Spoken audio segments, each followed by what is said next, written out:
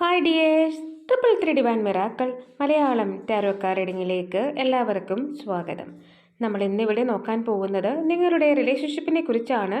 നിങ്ങളുടെ പേഴ്സൺ നിങ്ങളെക്കുറിച്ച് ഇപ്പോൾ എന്താണ് ചിന്തിക്കുന്നത്, അവരുടെ മനസ്സിലൂടെ കടന്നു പോകുന്ന നിങ്ങളെക്കുറിച്ചുള്ള ആഴത്തിലുള്ള ചിന്ത എന്താണ്, അവരുടെ ഇൻറ്റൻഷൻ എന്താണ്. ഇതൊരു കളക്റ്റീവ് റീഡിംഗ് ആണ്, ജനറൽ റീഡിംഗ് ആണ്. അതുകൊണ്ട് തന്നെ നിങ്ങൾക്ക് റീസണേറ്റ് ആവുന്ന കാര്യങ്ങൾ മാത്രം എടുത്താൽ മതി. ഫോഴ്സ്ഫുള്ളി നിങ്ങളുടെ ലൈഫിലേക്ക് നിങ്ങൾക്ക് ഇഷ്ടമല്ലാത്ത കാര്യങ്ങൾ ഒന്നും തന്നെ നിങ്ങൾ അട്രാക്റ്റ് ചെയ്യേണ്ടതില്ല. ഇതൊരു ടൈംലെസ് വീഡിയോ കൂടിയാണ്. നിങ്ങളിത് എപ്പോൾ കണ്ടാലും അപ്പോൾ മുതൽ നിങ്ങൾക്കിത് വാലിഡ് ആയിരിക്കും. അപ്പോൾ നിങ്ങൾ ചെയ്യേണ്ടത് നിങ്ങളുടെ പേഴ്സൺ ആരാണോ വ്യക്തിയെക്കുറിച്ച് ചിന്തിക്കുക, ആ വ്യക്തിയുമായി സ്പെൻഡ് ചെയ്തിട്ടുള്ള നല്ല മൊമെൻറ്റ്സും കാര്യങ്ങളും ഒക്കെ ഓർത്തെടുക്കുക.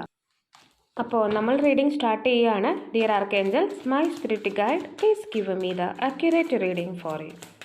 എന്താണ് നിങ്ങളുടെ പേഴ്സൺ നിങ്ങളെക്കുറിച്ച് ഇപ്പോൾ ചിന്തിച്ചുകൊണ്ടിരിക്കുന്നത്? എന്ത് കാര്യമാണ് അവരുടെ മനസ്സിലുള്ളത്? അവരുടെ ഇപ്പോഴത്തെ സിറ്റുവേഷൻ എന്താണ്?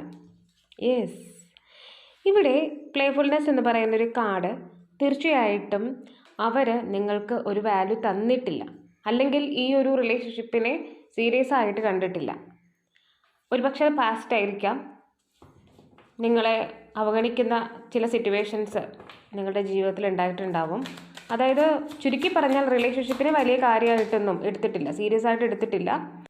യെസ്, അതിൻ്റെ കാരണമാണ് രണ്ടാമത്തെ കാർഡ് പറയുന്നത്. അതായത് ഈ ഒരു റിലേഷൻഷിപ്പ് മുന്നോട്ട് കൊണ്ടുപോകാൻ തക്ക വിധം അവരുടെ അറ്റ്മോസ്ഫിയർ ശരിയായിരുന്നില്ല, അവർ ഞെരുങ്ങപ്പെടുന്ന ഒരവസ്ഥയിലായിരുന്നു. അതുകൊണ്ടാണ് അവർക്ക് ഈ ഒരു റിലേഷൻഷിപ്പ് നിങ്ങൾ വിചാരിക്കുന്നത് പോലെ നല്ല രീതിയിൽ മുന്നോട്ട് കൊണ്ടുപോകാൻ കഴിയാതിരുന്നത്. ഇപ്പോഴും അവരുടെ സിറ്റുവേഷൻ എന്ന് പറയുന്നത് അവർ ഞെരുങ്ങപ്പെടുകയാണ് എന്നുള്ളതാണ്. പക്ഷേ ഇപ്പോൾ അവരുടെ കാഴ്ചപ്പാട് മാറിയിരിക്കുന്നു. അവർ നേരത്തെ എങ്ങനെയാണോ ചിന്തിച്ചിരുന്നത് അതുപോലെയല്ല ഇപ്പം ചിന്തിക്കുന്നത്. അവരുടെ വിഷൻ മാറിയിട്ടുണ്ട്, അവരുടെ തീരുമാനങ്ങൾ മാറിയിട്ടുണ്ട്. എന്തെങ്കിലും കാര്യങ്ങൾ അവരുടെ ജീവിതത്തിൽ സംഭവിച്ചിട്ടായിരിക്കാം ചിലപ്പോൾ അവരിൽ മാറ്റങ്ങൾ വന്നിരിക്കുന്നത്. പക്ഷേ എന്തായാലും അവർ മൊത്തത്തിൽ മാറിയിട്ടുണ്ട്. പുതിയൊരു വിഷനാണ് അവർക്കിപ്പോൾ ഉള്ളത്. ദ മാസ്റ്റർ എന്ന് പറയുന്ന കാർഡ്, നിങ്ങളുടെ പേഴ്സൺ എന്ന് പറയുന്നത് നിങ്ങളുടെ ഡിവൈൻ പാർട്ട്ണറാണ്. അപ്പോൾ നിങ്ങൾ മനസ്സിൽ വിചാരിക്കുന്ന ഒരാൾ നിങ്ങളുടെ ഡിവൈൻ പാർട്ട്ണറാണ്. ആ ഒരു പേഴ്സൺ നിങ്ങളുടെ ജീവിതത്തിലേക്ക് വരും. നിങ്ങൾ ആഗ്രഹിക്കുന്ന ആ ഒരു സമ്പൽ സമൃദ്ധമായിട്ടുള്ള ലൈഫ് നിങ്ങൾക്ക് തരികയും ചെയ്യും. അല്ലെങ്കിൽ നിങ്ങൾക്ക് സമ്പൽ സമൃദ്ധിയായ ജീവിതം തരാനായിട്ട് ഇപ്പോൾ അവർ ആഗ്രഹിക്കുന്നു എന്നുള്ളതാണ്. അതാണ് മാസ്റ്റർ എന്ന് പറയുന്ന ഒരു കാർഡ് സൂചിപ്പിക്കുന്നത്. നിങ്ങൾ ഒരുപക്ഷെ ഈ ഒരു വ്യക്തിയെ ലഭിക്കണമെന്ന് മാനിഫെസ്റ്റേഷൻ ചെയ്തിട്ടുണ്ടായിരിക്കാം. അപ്പോൾ അതിൻ്റെ ഒരു റിസൾട്ട് കിട്ടുന്നു. ഫുൾ മൂൺ, ന്യൂ മൂൺ മാനിഫെസ്റ്റേഷനൊക്കെ ചെയ്തിട്ടുണ്ടെന്നുണ്ടെങ്കിൽ നിങ്ങൾക്ക് അതിൻ്റെ പൂർണ്ണ റിസൾട്ട് കിട്ടുന്നു എന്നാണ് ഈ ഒരു കാർഡിൻ്റെ അർത്ഥം. ഇവിടെ 5 ഓഫ് പെൻറ്റക്കിൾസ് എന്ന് പറയുമ്പോൾ നിങ്ങൾ തമ്മിൽ നല്ല പ്രശ്നങ്ങളുണ്ട്. നേരത്തെയും ഒരുപാട് പ്രശ്നങ്ങൾ നിങ്ങൾ നേരിടേണ്ടി വന്നിട്ടുണ്ട്. ഇനിയും ആ പ്രശ്നങ്ങൾ വീണ്ടും വീണ്ടും ഉണ്ടാകും എന്ന് നിങ്ങൾ വിശ്വസിക്കുന്നുണ്ട്, അല്ലെങ്കിൽ നിങ്ങളുടെ പേഴ്സൺ വിശ്വസിക്കുന്നുണ്ട്. നിങ്ങളെ നഷ്ടപ്പെടുമോ എന്നുള്ളൊരു ഭയം ഈ ഒരു വ്യക്തിക്കുണ്ട്. അതായത് അത്രമാത്രം പ്രോബ്ലംസ് നിങ്ങളുടെ റിലേഷൻഷിപ്പിൽ ഇപ്പോൾ ഉണ്ട്.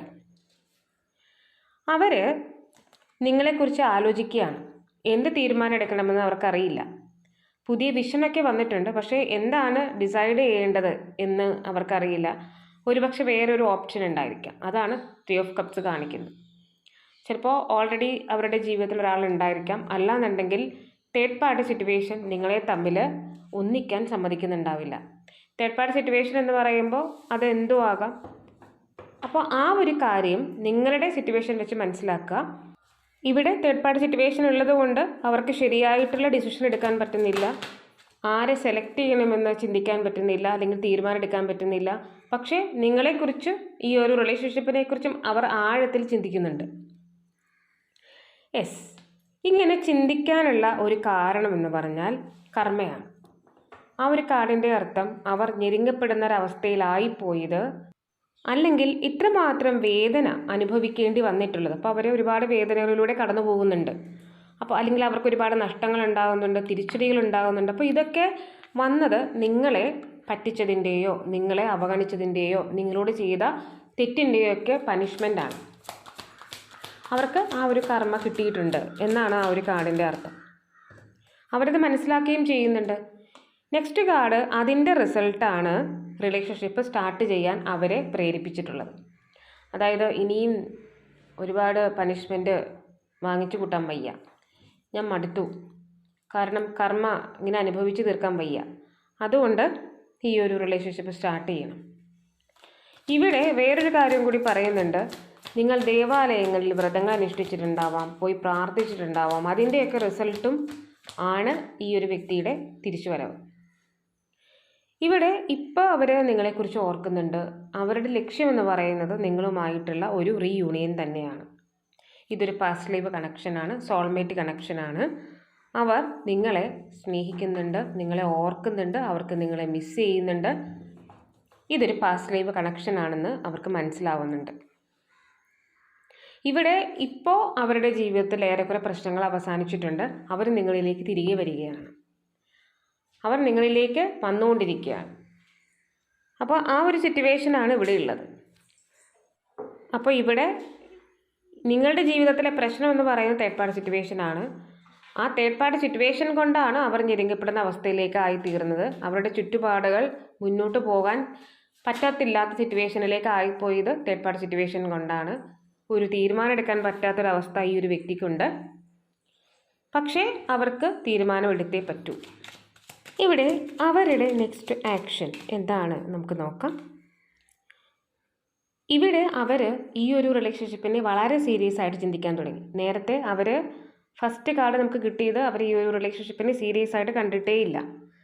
ഇപ്പോൾ അവർ മനസ്സിലാക്കുകയാണ് ഇതൊരു ചൂതാട്ടക്കളിയൊന്നുമല്ല, ഇത് സീരിയസ് ആയിട്ട് കാണേണ്ട റിലേഷൻഷിപ്പാണ്. നേരത്തെ ഇത് വേണമെന്നുണ്ടെങ്കിൽ മതി, ഇല്ലെന്നുണ്ടെങ്കിൽ നിർബന്ധമൊന്നുമില്ല, അങ്ങനെയൊക്കെയുള്ളൊരു ചിന്തയായിരുന്നു ഈ ഒരു പേഴ്സണെ. പക്ഷേ ഇപ്പം അങ്ങനെയല്ല, എനിക്കിത് വേണം, അതായത് ഞാൻ തീരുമാനിച്ചു കഴിഞ്ഞു. ആ ഒരു സിറ്റുവേഷനിലേക്ക് ഇവരുടെ ചിന്തകൾ വന്നിട്ടുണ്ട്. പുതിയൊരു കാഴ്ചപ്പാടിലൂടെ ഈ ഒരു റിലേഷൻഷിപ്പിനെ കാണാനായിട്ട് തുടങ്ങിയിരിക്കുന്നു. ഇവിടെ ഷോക്ക് കണ്ടോ, കാരണം അവരുടെ ജീവിതത്തിൽ വളരെ പെട്ടെന്ന് അല്ലെങ്കിൽ വലിയ മാറ്റങ്ങൾ വന്നു എന്നുള്ളത്. ഇവിടുത്തെ മാറ്റങ്ങൾ എന്ന് പറയുമ്പോൾ അവരുടെ തകർച്ചയാണ്.